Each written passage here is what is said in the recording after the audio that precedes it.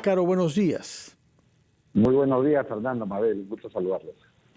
Bueno, acá tenemos algunas dificultades de interpretación porque parte importante de la crisis tiene que ver con una denuncia fiscal y cómo proceder frente a ella. Yo por eso quisiera que nos explique, después de las decisiones que hemos visto de la Corte Suprema y del Tribunal Constitucional, ¿cuál es el camino para que la Fiscalía pueda seguir investigando al presidente Castillo, es decir, pasar a una etapa preparatoria, lo cual supone que ya sea un acusado? Sí, Fernando, cómo no. Acá lo que ha dejado en claro la Corte Suprema, ya en segunda instancia, la sala, digamos, permanente de la Suprema, presidida por el juez San Martín, es que el Congreso tiene la potestad de poder investigar al presidente tras la denuncia constitucional presentada por la Fiscalía de la Nación. Se ha zanjado la cuestión de si esa denuncia era admisible o no. La Corte Suprema ya dijo que sí. El presidente ha perdido esa demanda, esa tutela de derechos, y en consecuencia el Congreso tiene en este momento la vía libre para poder admitir a trámite la denuncia constitucional contra el presidente por crimen organizado, etcétera, y poder efectuar la investigación a nivel de la Subcomisión de Acusaciones Constitucionales. Lo que no ha dicho la Corte Suprema, ojo, y es ahí donde va a tener que tomar una decisión, ya el Congreso, no la Corte Suprema, porque es el espacio de competencia del Congreso, es si el Congreso, tras la investigación de ese proceso constitucional, puede acusar al presidente por delito y eventualmente inhabilitarlo. Recordemos que está bajo discusión la propuesta de la Fiscalía de la Nación y algunos juristas en el sentido de que las normas internacionales permitirían ir por encima de la regla del 117 y permitir en consecuencia incluso acusar al presidente en caso de delito de corrupción grave. Es un tema que no está zanjado ni por los tribunales ni por el propio Congreso de la República. Con esto usted parece que está revelando las principales motivaciones entonces de una intención de disolución del Congreso. Hay carta libre entonces para que se continúe con la investigación.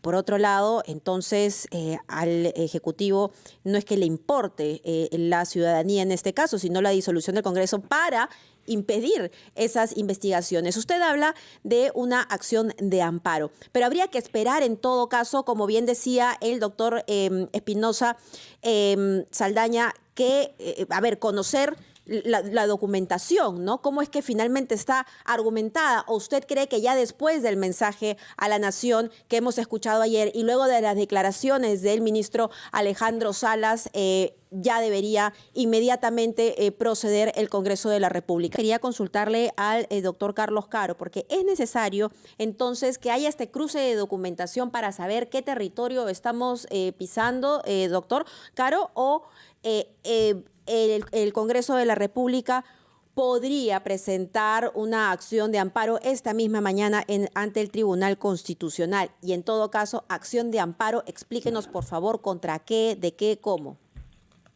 Sí, Mabel, acá estamos ante una situación que yo creo que debe leerse tanto en el plano político como en el plano legal. Ya tú bien has adelantado, haciendo una lectura política y viendo la sucesión de hechos, la Corte Suprema resuelve precisamente que la investigación del Congreso puede continuar. El presidente siente de cerca que va a ser investigado por el Congreso con todo lo que eso pueda significar en términos de exposición, tanto, digamos, a lo que pueda significar su familia, su persona, por los actos que ha realizado, pero a la vez las consecuencias legales, ¿no? Porque podría haber una acusación constitucional y una inhabilitación. Frente a eso, bueno, tenemos lo que hemos visto ayer, el presidente de la República públicamente, el mensaje oficial de la Nación, señala de que ya se ha denegado la confianza a un gabinete, es decir, la bala de plata está en curso, faltaría simplemente una segunda denegatoria para que él pueda disolver el Congreso. Yo creo que más allá de las formas, los papeles o los documentos que se puedan producir, idas o vueltas en el gabinete, porque también fue señalado en el caso de agosto, donde renuncia el señor Aníbal Torres y luego vuelve al gabinete como su abogado, ¿no? Que también renunció y volvió, digamos, al día siguiente. Benji Espinosa, vueltas, sí. No cambia, digamos, la esencia del mensaje dado ayer por el presidente. Por lo tanto, a mi entender, estamos aquí ante un caso donde puede plantearse una cuestión constitucional y una cuestión también penal, porque un cierre ilegal del Congreso es un acto de abuso de autoridad y, en primer término, la Fiscalía a través de los mecanismos de prevención del delito, que es una de las facultades que puede tener el Ministerio Público, puede abrir una investigación contra el presidente precisamente porque lo que él entiende es una primera denegatoria de confianza, es un acto arbitrario, en la medida que el propio Tribunal Constitucional el día de ayer ha dicho que la ley que estaba pidiendo el presidente que se derogue es una ley que es absolutamente constitucional. Por lo tanto, ahí no hay discusión que el presidente salga en la noche a hacer afrenta a lo que ha dicho el Tribunal Constitucional y a la decisión del Congreso.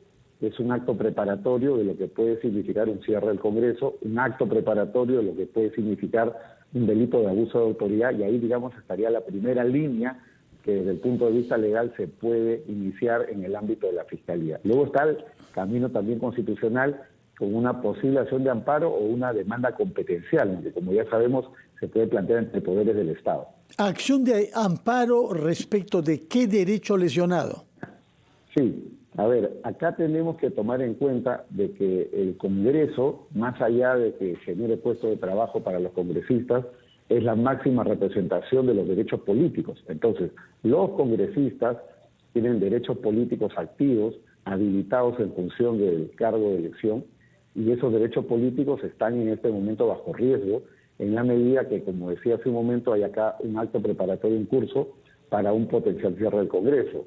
El presidente se empecina la otra semana con otro proyecto de ley u otra moción de confianza, la entiende por denegada, incluso fácticamente, porque recordemos que el anterior Tribunal Constitucional convalidó la denegatoria fáctica de confianza en el caso Vizcarra, y bueno, podríamos tener simple y sencillamente un cierre del Congreso, podríamos tener los tanques, la policía y las Fuerzas Armadas, digamos, custodiando el Congreso como lo hizo Vizcarra para que ingresen los congresistas, nueva elección y a todo lo que eso pueda traer como secuela, ¿no? Porque señor Caro, este tipo permítanos por favor, antes de que el tiempo nos gane, preguntarle sobre otro tema que es puramente penal en este caso, pero que tiene repercusiones políticas considerables, que es la decisión que debe ser anunciada hoy respecto del señor Vladimir Cerrón. Sabemos que lo que está en juego tiene mucho que ver con eso. Explíquenos, por favor, qué margen de acción tiene la justicia frente a las demandas que han sido formuladas por la Fiscalía a propósito de los actos de corrupción que se le imputan a Vladimir Cerrón. Aquí la situación, desde mi punto de vista, Fernando, es muy clara, ¿no? Como todos sabemos, ya estamos instruidos, una prisión preventiva requiere dos cosas: prueba del delito, graves elementos de convicción, y por otro lado, peligro de fuga, peligro de entorpecer la acción de la justicia. Lo primero no está bajo discusión en este caso. Lo primero, a nivel de lo que ha sido las audiencias de prisión preventiva, han quedado claras las imputaciones, los colaboradores eficaces, y la defensa del señor Cerrón prácticamente no ha tenido capacidad de refutación. Eso no está en discusión. Acá, como en el caso de Jennifer Paredes, la discusión es si hay peligro procesal. El señor Vladimir Cerrón se va a fugar, el señor Vladimir Cerrón entorpece la acción de la justicia. Para la Fiscalía sí, y creo que ese es el factor clave, por el tema de la presión que según la Fiscalía existe sobre testigos, la compra de testigos, la desaparición de testigos, las personas que están hasta este momento prófugas de la justicia como consecuencia de las investigaciones contra los dinámicos del centro.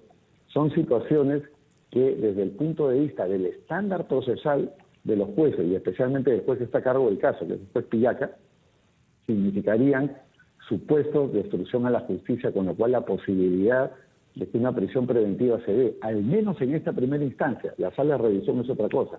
Al menos en esta primera instancia es una posibilidad que no está negada y está en cierto modo servida, y lo único que puede desalentar al juez en esa dirección es la reciente sentencia del Tribunal Constitucional que se ha emitido, que señala que las prisiones preventivas tienen que sujetarse a una serie de exigencias y tienen que ser revisadas cada 6 meses. Eso es algo que los jueces de toda la República están analizando para decidir si decretan o no prisiones preventivas en casos concretos.